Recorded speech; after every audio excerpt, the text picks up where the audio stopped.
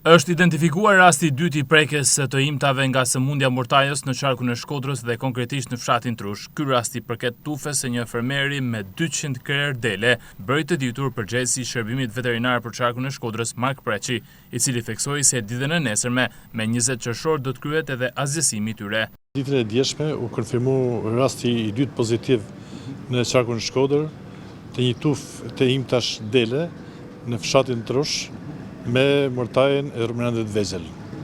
Natyrisht në këtë sfondën e kësaj sëmundje që është shumë përhapse në kafshët e imta, domethënë nuk është në risi, por në njëjtën kohë me konfirmimin e rastit pozitiv, ne po marrim gjitha masat të parashikuara në planin e kontingjencës për këtë sëmundje. Sipas skemës së miratuar, në rast se një ferm konfirmohet pozitiv, atëherë bëhet eliminimi i gjithëve krerëve të kësaj tufe. Natyrisht edhe në fermën në fjalë, ne po kryejmë gjitha procedurat nga pikpamja dokumentare dhe nga pikpamja ligjore, edhe do të realizojmë maksimumi ditën e nesërme dhe eliminimi i kafshëve do të bëhet nëpërmjet renderingut në kompaninë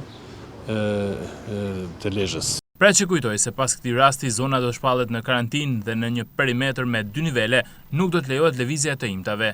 Përgatitet një hartë e ndarë në 2 zona, në zonën 3 km, është zona e infektuar ku bllokohet gjitha lëvizjet e kafshëve, të mjeteve të njerëzve, natyrisht ashtu, dhe zona 10 km që është zona e mbikëqyrjes.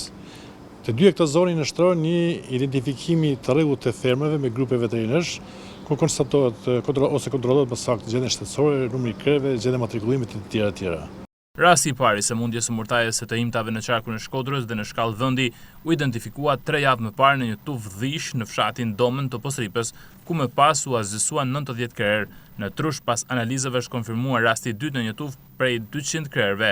Përnami ka përgjigje prej Tiranës që janë me virus. Kanë dalë me sëmundjen e mortajës, se nga ka ardhur, pas na s'dina fushë dhe nuk dihet gjatë. Ashtë me ligjë, që thojnë ta me ligjë, që shtetit, nëse ka vatër të kësaj vojë, do të mëten të tëna. Dëmi ekonomik është pogërit e 200 dele janë paktën 40-20 milion dëm. Drejtuesit e shërbimit veterinar u bën thirrje fermerëve që për çdo rast të dyshuar të njoftojnë menjëherë veterinarin e zonës.